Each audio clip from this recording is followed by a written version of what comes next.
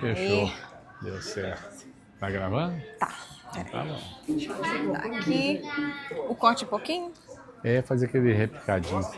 Só na tesoura mesmo? Na tesoura. Deixa maior assim. Hoje eu tô aqui com o Nelson Tristão. Se apresente, Nelson. Ele tem umas histórias muito legais para contar pra gente. E foi a história que ele tem, que a gente vai deixar pro final. Por último.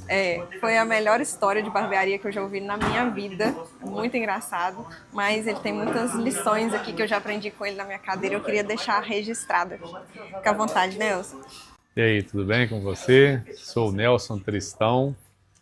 Sou casado com a Cristi Tristão, a fazer a conta aqui, 36 anos. Na minha idade. Sim. Você tem de casamento na minha idade. Você nasceu, eu casei, mais ou menos. 2 filhos, 4 netos. 4 netos? 4 netos. Uma de 5, outra de 3, outra vai fazer 2 e outro acabou de nascer. E sou fundador e CEO de algumas empresas, mas as duas principais são a Oni Music e a editora Adorando. A partir delas aconteceram outras, eu sou fundador, mas não sou CEO das outras. A Oni Music existe há 20 anos, a gente começou em setembro de 2004 para distribuir discos, né? Na época era CD, DVD. A gente trabalha com música cristã evangélica apenas. Talvez se você for familiarizado aí com a música evangélica, a gente distribui as gravações da Gabriela Rocha, do Isaías Saad, do Gabriel Guedes, Diante do Trono, do Dunamis, Nívia Soares. Muita Não, gente vou ter que falar todo mundo, senão o pessoal Você fica com raiva. Você começou alguns agora. Que eu esqueci, né? O Brunão Morada, Drops. Ai, meu Deus, muita gente. O pessoal da Batista Central, tem muita gente. Você está com quantos por cento do público dos cantores evangélicos hoje? A gente tem bastante gente. É muita gente, né? Tem mais de 100 artistas lá que a gente distribui, uns 120.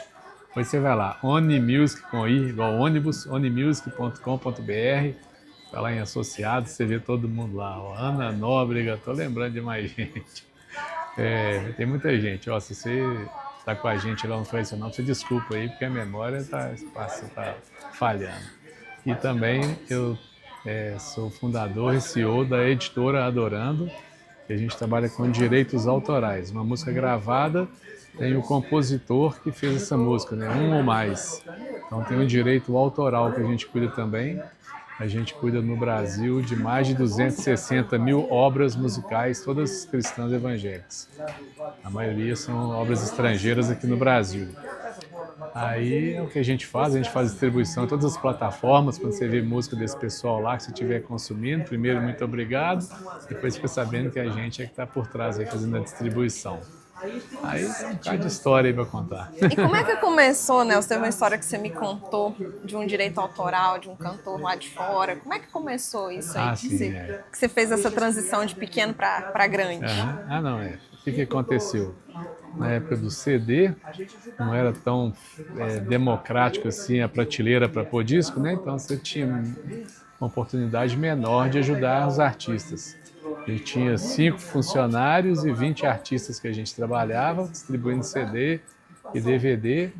E naquela época da tal pirataria, que não sei se você viveu ela, né? Que você está me vendo aí, mas você estava sentado lá, almoçando, comendo alguma coisa no bar, passava um cara carregando um monte de CD pirata e te oferecia. Além dos piratas, tinha os clonados, que eram indústrias clandestinas, fazendo um produto igualzinho, verdadeiro, e distribuindo no mercado aí, através de distribuidores sem escrúpulo nenhum. E aí isso fazia a venda da gente despencar. No auge da pirataria, a nossa venda era 40% e o pirata rodava 60%. Não. Eu estava num perrengue terrível, assim, né, financeiro. E a pirataria sempre foi grande, até no meio gospel. Também, mesma coisa. Qualquer lugar, né? Qualquer lugar. Aí estava num perrengue financeiro terrível, né? E eu tinha acabado de lançar um disco do Fernandinho, que tinha um CD, chama-se Sede de Justiça, tinha uma música chamada Nada Além do Sangue. O entendimento nosso é que uma pessoa do Nordeste pegou uma música de domínio público, ou seja, tinha mais de 70 anos que o autor morreu, não precisava pagar direito autoral nem nada, e essa pessoa tinha feito uma versão muito bonita a partir desse domínio público. Na verdade, uma adaptação. Ela transformou uma música velhona numa música nova, moderna e bonita. E por desconhecer como é que funcionava tudo, a pessoa não mencionou que tinha mais gente no meio. Quando eu lancei o disco, eu lembro que eu vendi 80 mil discos assim, em 2, 3 dias, era uma época de venda muito grande. O pessoal começa a me ligar que era uma versão linda do Matt Redman. Matt Redman é um cantor evangélico da Inglaterra. Por coincidência, eu tinha acabado de conhecer o diretor, o presidente da gravadora do Matt Redman, umas 3 semanas antes disso acontecer. Ele veio em Belo Horizonte, eu levei no aeroporto, estava com o cartão dele, tinha os contatos dele, coincidentemente. Quando o pessoal me falou que era uma versão do Matt Redman, nem tinha internet direito no Brasil, era toda aquela época da internet de escada, né? Você tem 16, você tem 18 anos que isso aconteceu, ou 16, sei lá. Eu fui atrás, achei um disco nas lojas, uma coletânea. Quando eu fui escutar, uma coletânea de música inglesa evangélica, quando eu fui escutar, estava lá tal adaptação que o Matt Redman tinha feito do hino de domínio público, e essa pessoa tinha feito uma versão da adaptação desse Matt Redman. Aí eu devia direito autoral de 80 mil cópias de disco, era mais ou menos 10 mil dólares de conta para pagar. E eu no perrengue financeiro ia aparecer uma conta de 10 mil dólares para pagar. Aí, mas eles não tinham te cobrado ninguém isso, tinha me você cobrado. que Aí eu procurou. descobri e fui corrigir o erro, né? Falei, tem que pagar, vou atrás. Coincidentemente, eu estava indo para São Paulo nesse dia que eu descobri. Nessa semana eu fui para São Paulo, descobri na segunda, sei lá, e na quinta eu fui para São Paulo. Eu fui para São Paulo para ter uma reunião com um mentor da gente lá, um pastor que acompanhava a gente chama de mesa redonda. E eu fiz uma oração perigosa. Eu sou evangélico, então a gente conversa com Deus o dia inteiro, todo dia, para ajudar a gente a ficar no lugar certo. Eu fiz uma oração perigosa para Deus, está meio coçando aqui, fazer barba e cortar cabelo e falar, não tem umas coceirinhas, vocês vão desculpando aí. Relaxa, isso aqui é real. Eu fiz uma oração perigosa por causa do perrengue da pirataria, né? Para eu começar a Unimusic, que é a distribuição de disco, eu tinha entendido que eu tinha largado tudo que eu estava fazendo em outro ramo. Eu trabalhava com couro, trabalhei 18 anos com couro, e por uma convicção de que eu tinha que mudar e ficar por conta da música cristã para ajudar o pessoal, eu abdiquei dessa empresa e comecei essa outra nova, e estava num momento muito difícil, né? Eu já tinha uns 3 para 4 anos de existência e estava no perrengue do pirata. Aí eu fiz uma oração perigosa, falei, Deus, eu acho que eu escutei tudo errado, eu entendi tudo errado, não era para ter largado nada desse negócio de couro, era para estar continuando fazendo o que eu fazia. Não sei onde que eu estava com a cabeça, que eu fui largar tudo e me dedicar à música cristã. Mas eu entendi que era uma direção sua para eu fazer isso. Foi algo indiscutível para mim. Desde os 16 anos. Desde os 16 anos. Desde 1980.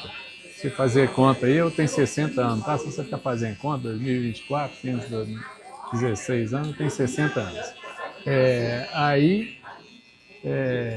Eu fiz uma oração perigosa, falei, Deus, eu estou indo para São Paulo, se você não me der uma resposta muito indiscutível que eu estou fazendo a coisa certa, quando eu voltar eu vou fechar minha empresa, eu não aguento viver com pirata comendo 60% da minha receita e eu vivendo só de 40%, tá? É quase impossível sobreviver. Antes de eu fazer essa viagem, de eu pegar o voo, eu passei no meu escritório para assinar um cheque, na época não existia cheque. Aí eu falei, vou mandar um e-mail pro cara. Mandei um e-mail pro John, para Culabo, lá na Inglaterra, no escritório dele. Falei, John, descobri semana passada, que eu fiz uma bobagem, aconteceu isso, foi sem querer. Eu gravei uma música que eu deveria ter te pedido licença e te pagado o direito autoral antes, mas eu achei que era domínio público, foi sem querer, foi por isso, eu descobri que eu te devo o direitos autorais de 80 mil cópias. Me fala qual é o valor, eu sei por alto quanto é, mas me fala, me dá sua conta, hoje é quinta-feira, segunda-feira eu já estou em casa de novo e eu te pago, te mando o pagamento na hora. Me perdoa, foi sem querer e tudo mais. Fui embora. A hora que o meu voo de Belo Horizonte aterriza em São Paulo, aterriza um voo da Inglaterra com 2 diretores da empresa desse cara. E ele manda um torpedo para os caras, fala assim, encontra esse Nelson aí, conversa com ele porque aconteceu isso, isso e isso. O pessoal me chama no hotel, assim que eu desci do avião, cheguei no hotel que eu estava, chega um telefone para mim, eles me ligam, falando que era um fulano de tal, diretor da Kingsway, que é a gravadora da Inglaterra, que eles queriam me encontrar. Tá bom, Gelou? tô indo agora, não. Não. Tô indo agora, vamos lá. Aí fui, brinquei com isso, falei, poxa, falei que tô devendo na Inglaterra de manhã, vocês já estão aqui me cobrando, Pessoal nunca vi, rápido, né? vocês são muito eficientes. Aí, não é isso, você vai pagar, tudo certo, mas você foi a primeira pessoa que tratou a nossa música no Brasil com dignidade. As pessoas gravam, não pede licença, faz versão, não pede autorização, vende disco, não paga o direito autoral, a gente põe empresa para cuidar, o pessoal não cuida direito, nem paga a gente. E a gente hoje está com uma multinacional cuidando dos nossos direitos aí, mas eles não entendem de música evangélica. Por conta da sua atitude, a gente quer te oferecer para você ser o nosso editor de cuidar dos nossos direitos autorais no Brasil. O que você acha? Eu preciso de, no mínimo, uns 2 anos para estudar essa parte, criar toda a infraestrutura para poder ajudar vocês. Eu falei, não, nosso contrato com essa empresa ainda tem 2 anos, você fica tranquilo, se prepara. Falei, tá bom, então eu aceito. Nesse dia, eu recebi um contrato para cuidar de 38 mil músicos no Brasil. Caramba! Aí foi mais do que não resolveu o problema da minha pirataria, não resolveu de imediato o meu problema de grana, mas eu tive uma resposta cabal de que eu estava Mais no do que lugar só se certo. descer um Só anjo, se né? descer 3 anjos, cada um falar em uma língua diferente, português, inglês, espanhol. Foi aí que as confirmar. coisas começaram a mudar pra você, né? Aí eu fiquei com certeza que aquilo era o que eu tinha que fazer, eu estava fazendo a coisa certa.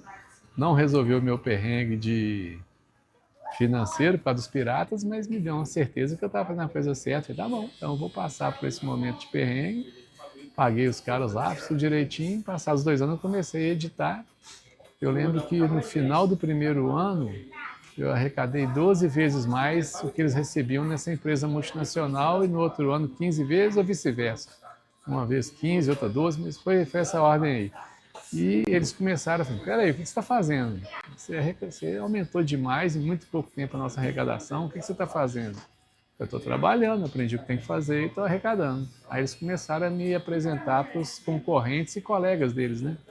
São outras empresas que concorrem também no mercado, mas todo mundo é amigo, todo mundo coopera um com o outro.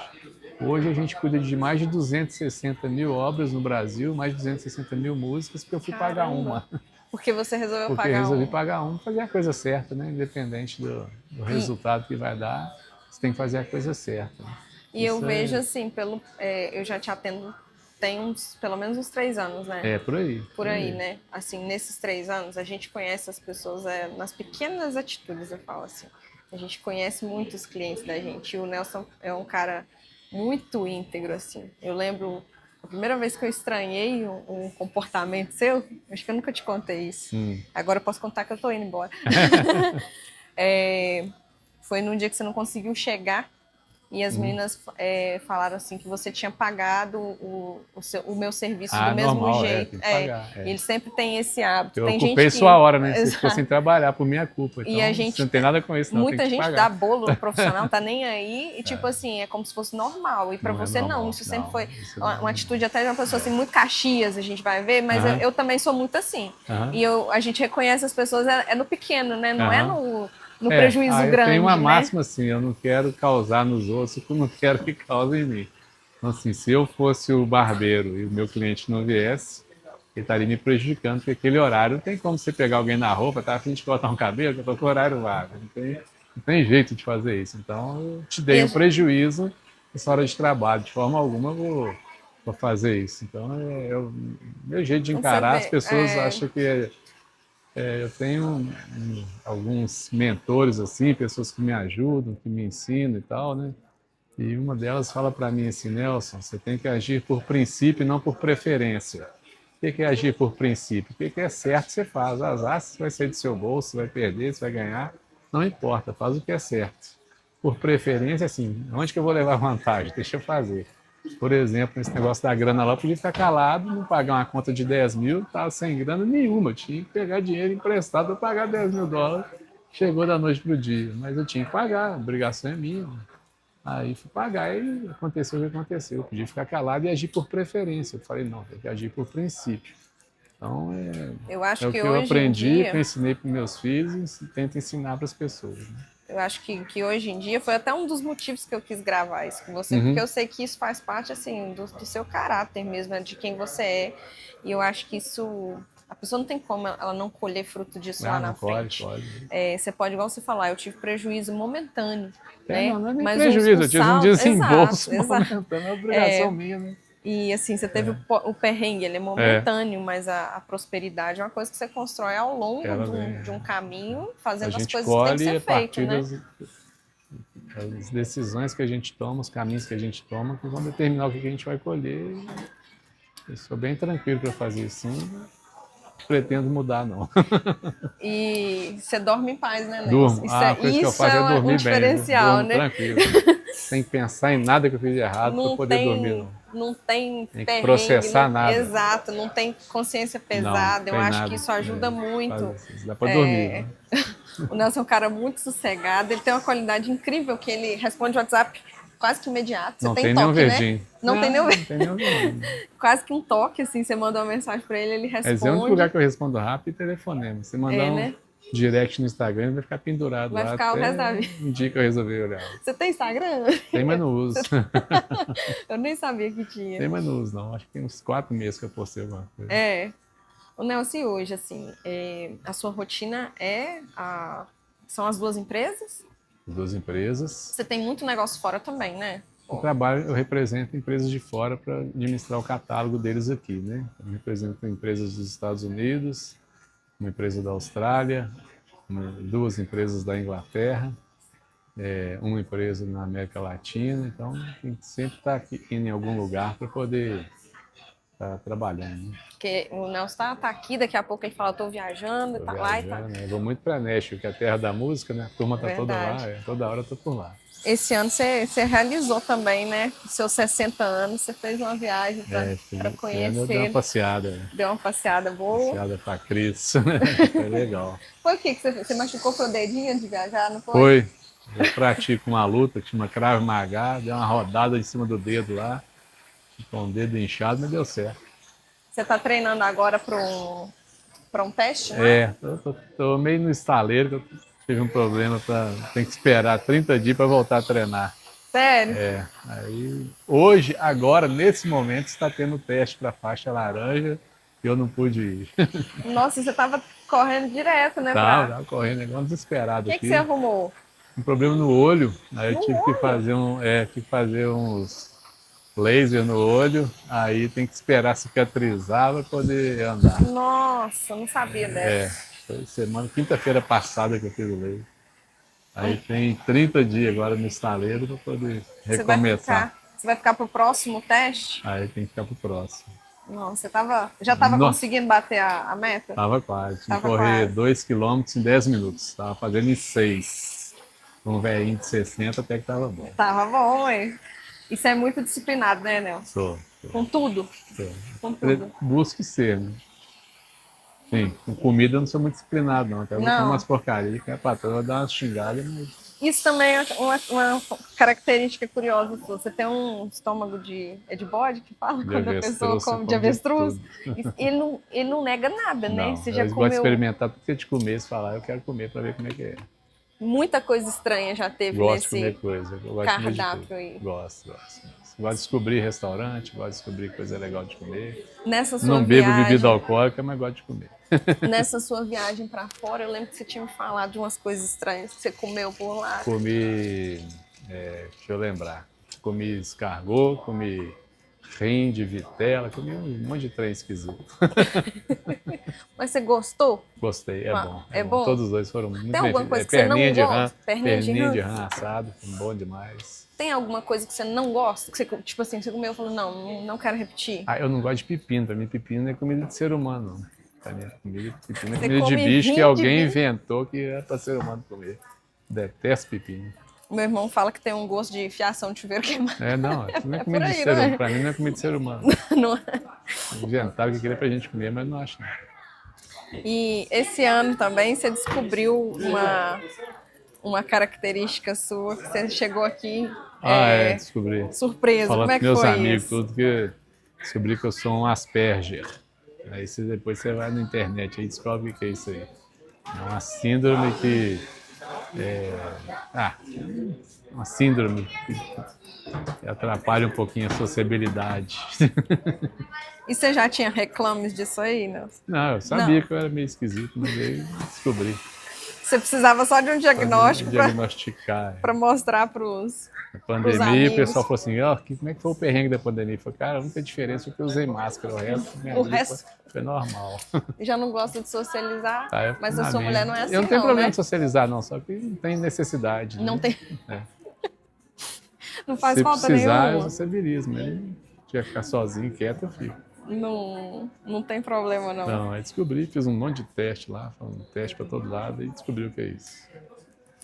Antes de mexer com música, essas coisas, você falou que mexeu com couro, né? Couro, eu vendia pele para a indústria de calçado, de bolsa e de roupa. No final era só para a indústria de roupa, o pessoal fazia casaco, roupa. A maioria roupa feminina de couro. Você já teve muitas profissões na vida ou não? Não, eu estudei, tive que servir exército, obrigatório em 83, depois fui trabalhar com meu pai nas lojas de couro dele. Aí trabalhei 18 anos com isso, e de lá eu vim trabalhar com a música. Foi por causa da sua mulher que você foi pro... A minha esposa ela é cantora também, tem uns discos gravados, hoje ela não atua mais, mas acabei entrando na música por causa dela Foi mesmo. por causa dela? O pessoal comecei a me envolver, conhecer a turma, o pessoal começou a pedir ajuda, e aí eu acabei... Foi meio orgânico, assim? Foi meio orgânico e foi tranquilo migrar para isso. Isso é legal. Aí chegou essa época da música digital, graças a Deus a gente conseguiu se plugar de uma forma muito inteligente, muito eficiente, assim.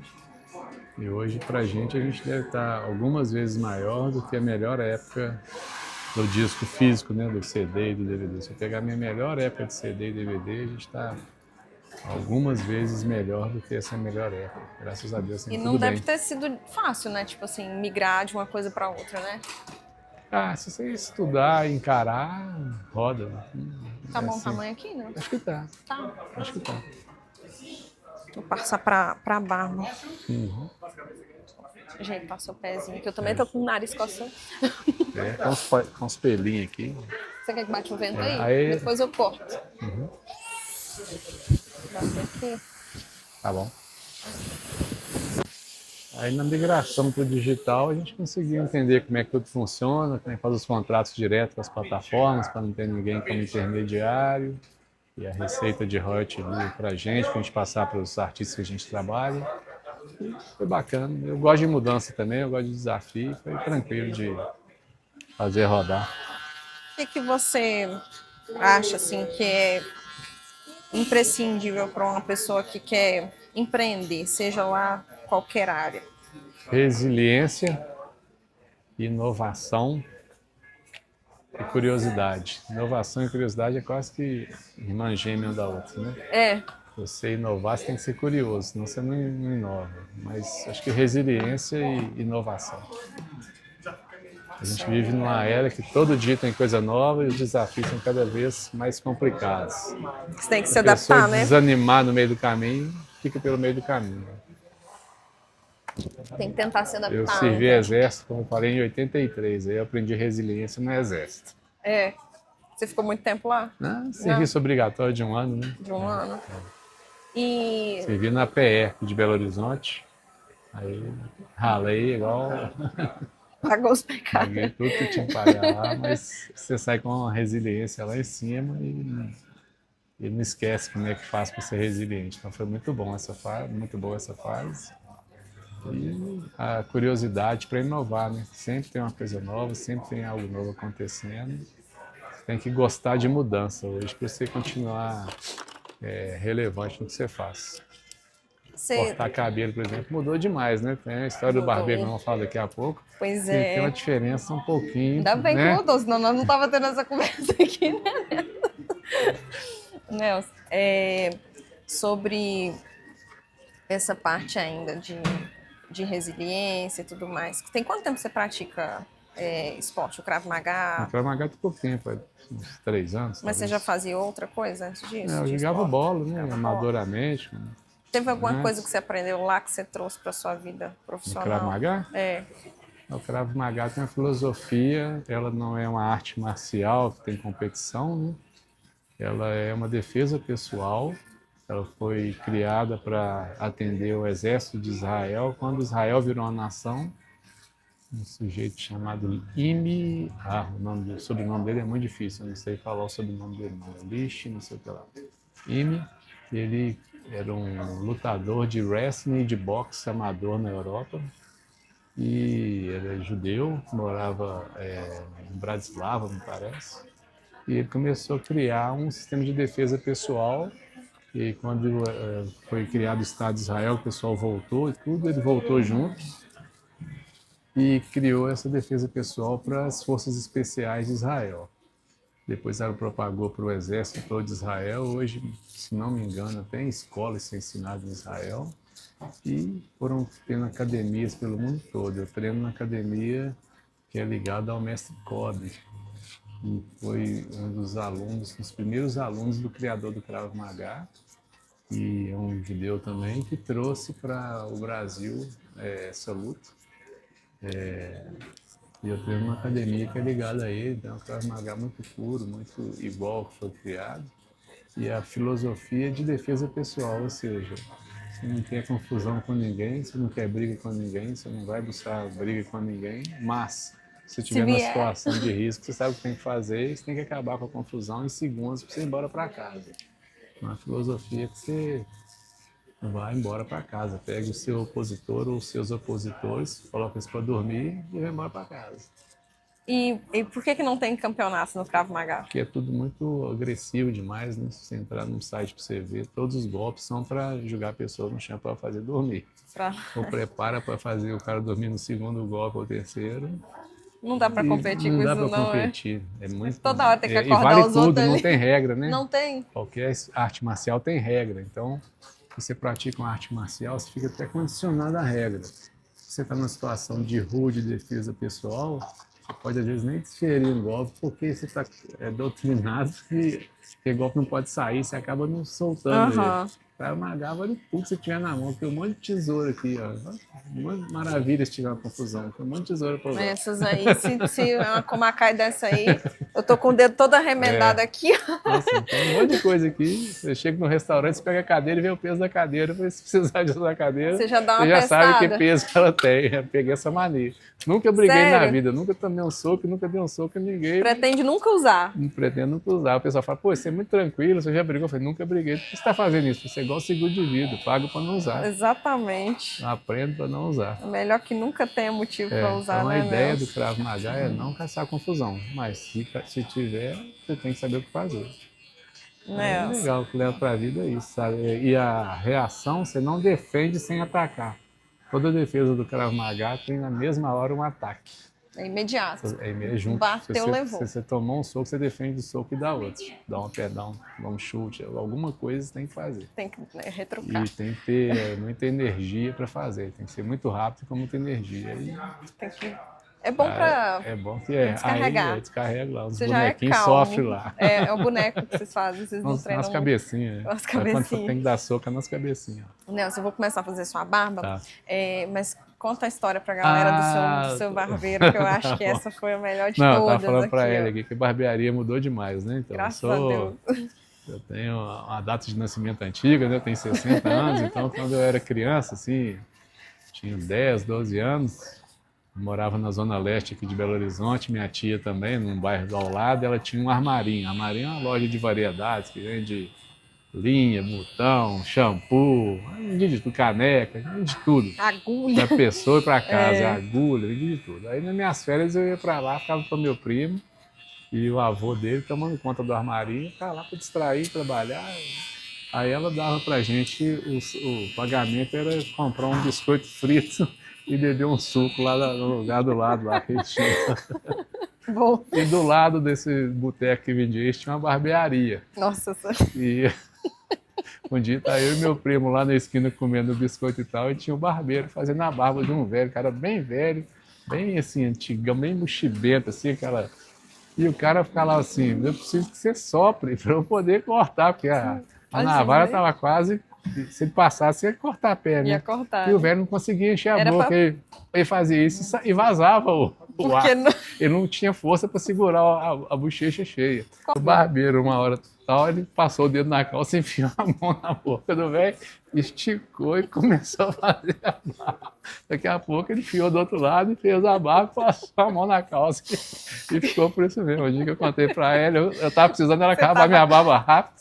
Ele Aí falou, não tem teve 15 jeito. minutos. Eu falei, eu não tenho condição de trabalhar mais hoje, não. Depois dele. Aí E a ele tava barbearia- usando luva? Lógico que não, né, Não, Nelson? tinha nada, zero. Porque Não, 40 anos não existia atrás, é luva, lógico né? que não tinha só luva para só tinha luva de barbeiro, não, lixeiro gente. na época. Luva no máximo para médico naquela Médico, época. não, e Oi, olha lá. gente. Graças a Deus que a barbearia A barbearia melhorou. Né? evoluiu, as coisas evoluíram. Né? Graças a Deus. Nelson, tem algum... Aí seu Elias inovou, né? Que bom. Não precisa mais Não. disso, né, seu Elias? Pelo menos luva tem, né? Não, ele não precisa. E eu tava falando com ele justamente que o seu Zequinha, que foi quem me ensinou a fazer barba, né? O barbeiro que me ensinou, ele já tinha 50 anos de profissão. E ele me ensinava, ele falava assim, a gente nunca pode pedir o cliente para ajudar a gente. A obrigação da barba, quem tem que fazer a barba sou eu. Então você não pede o cliente para fazer assim, para ficar botando na língua, essas coisas. Não, é você que estica a pele e Ah, tudo eu lembrei mais. o que não é? aconteceu. Esse dia que você foi fazer minha barba, por acaso, eu tinha feito isso com a Isso. língua. Ele falou assim, você tá com um caroço aqui. Eu falei, não, eu tava com a língua aqui. Aí eu contei a história da barba do Ai, velho. pois é, porque eu não deixo o cliente me ajudar, não. Sou eu que tenho que resolver o problema. Então, assim, a lição do seu Zequinha, gente, vale para todo mundo, né? A gente pode puxar a pele aqui, fazer um negócio ou outro, mas não precisa enfiar o dedo na boca de ninguém, não. Imagina, meu Deus do céu. Essa foi a pior. Mas é isso. Não, você tem algum recado que você quer deixar pro pessoal? O recado é que eu tenho da minha vida, né? Eu sou um cristão, eu entreguei minha vida para Deus, para Jesus cuidar. O cristianismo é a única religião, todas as religiões do mundo falam que você consegue evoluir por si mesmo, que você consegue por si mesmo em algum momento chegar num momento de evolução. O cristianismo ele tem uma mensagem diferente, você não consegue sozinho melhorar, você precisa da ajuda de Deus, você precisa entregar sua vida para Deus. Deus é uma pessoa, você pode bater papo com ela, igual eu estou batendo papo com você aqui, é assim que eu converso com Deus toda hora. Fazer orações perigosas. Eu queria te falar, é para você testar isso aí, perguntar para Deus se ele existe, para ele começar a se revelar para você, começa a bater uns papos com ele aí, que uma hora você vai encontrá-lo e se você encontrar, você não larga mais. Que bom, Então é isso, que bom. sucesso para todo mundo. E você já escolheu Boa quem vai jornada. ser seu próximo barbeiro? Pois é, você me indicou o menino aqui, eu achei legal. Você achou Ele, legal? A minha esposa, ela que é a dona da barba e do cabelo. No É, dia que eu né? sentei, que quem é dono disso aqui é a minha esposa. Você faz do jeito que ela pediu aí. Aí ela chegou e fez, aí eu cheguei lá e falei, não, quem que fez? Falei, foi uma moça lá do senhor. Falei, não, a melhor corte de todas Ela que você que já teve. aprova, né? Ela que manda na barba, eu só carrega a barba e o cabelo. Então ela aprovou o Provou. sucessor. Então, Provou tamo também, ela seguro. gostou também. Então Foi tá, legal. Então tá seguro. Mas né? de vez em quando nós vamos lá em Barueri cortar cabelo. Eu Vai, tava vai lá, sim. terça-feira em Tava Barueri. lá? Tava. Aí, ó, tá. Então tá combinado. De vez em quando, pelo menos, vai rolar isso aí. Isso aí. Quero te agradecer por compartilhar a sua história aqui comigo, essas lições que eu acho que eu aprendi com você aqui na cadeira e eu acho legal compartilhar. Legal. E também por esses bons anos aqui de cadeira, né? Isso Que eu aí, aprendi muito com você aqui. Te agradeço a preferência nesses anos e os papos aí, a paciência e tudo mais. Obrigada mesmo por tudo e por estar compartilhando essa história Eu aqui que também. agradeço pelo convite, legal. Sucesso aí nos podcasts aí. Tá bom. Até Valeu, mais, um abraço, gente. gente. Tchau.